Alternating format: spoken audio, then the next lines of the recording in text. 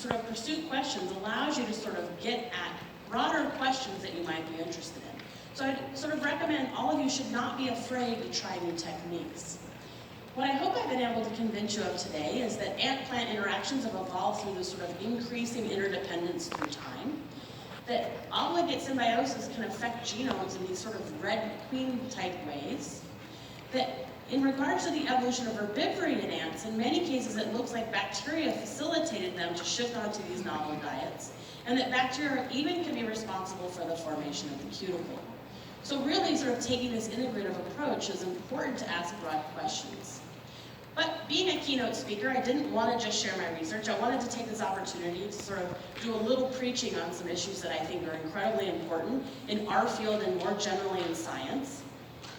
And the first is that I think it's super important for people to think about the importance of museums and collections in their research, regardless of what research you do, and I'll talk about that in a moment. I also wanted to say that all of us have to work to make science more inclusive. So why am I sort of, preaching about the importance of museum collections? We've seen some beautiful talks already that sort of have demonstrated why this is important.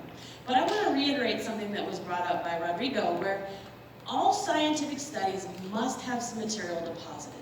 If you're an ecologist, you also must deposit material. This is not just for taxonomists. So let's imagine you go out and you do this careful, detailed study of how this one ant interacts in this beautiful habitat. And you publish this data, and you never deposit a specimen. And 5, 10, 50 years later, we go in with new tools in taxonomy, and we say, you know what? That one ant isn't one ant anymore, it's now 5. How do we tie that careful, information you have back to that species? We cannot. So we have to throw out your data and just act like it never existed. So we want to be able to unite that with species. There's lots of ways in which museums are important, both for sort of basic science, but also for human health, human agriculture. So I really want to encourage you all to not just contribute to using material, but also to depositing material and supporting museum collections in any way that you can. Now, the other thing I want to talk about is why it's important to diversify science. And I don't just mean women in science. I mean all kinds of diversity, whether it's people of color, whether it's people with disabilities, whether it's LGBTQ members being comfortable saying what their sexual orientation is. We must diversify science. And it's not just because that's the right thing to do. We actually have data that demonstrates that this is beneficial to science. This study actually looked at thousands of scientific papers and assessed whether there were all male authors or whether there were male and female authors.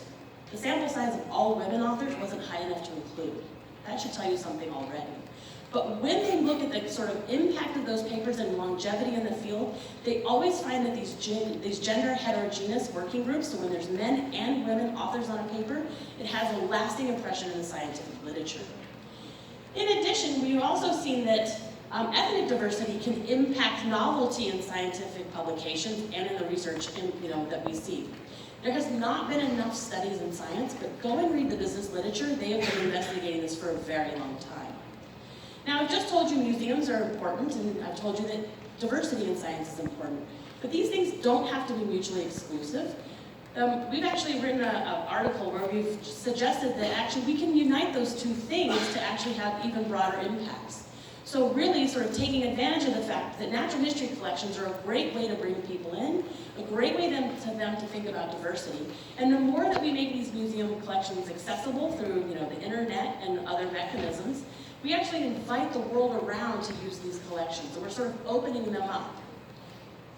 So what I hope I've been able to convince you is that you absolutely must deposit voucher material and specimens. You really should sort of get engaged with museums and the people that work in them and support them in any way that you can. And that we all must work to diversify science. And of course it's at an individual level, but also as a society. So one thing I think that all of you can do right now is to join a diversity group. If you're a man, join a women in science group. If you're not, if you're heterosexual, join a group that supports the LGBTQ science community. If you're, not of an ethnic diverse group, join a group that supports diversity in science. I have done this. Sometimes you feel awkward. You say, well, I don't belong. It turns out every one of those groups wants allies. So join to be an ally and step up anytime you see any kind of, bad behaviors existing. So in the end, I want to thank all of you for your time. I want to thank my super inspiring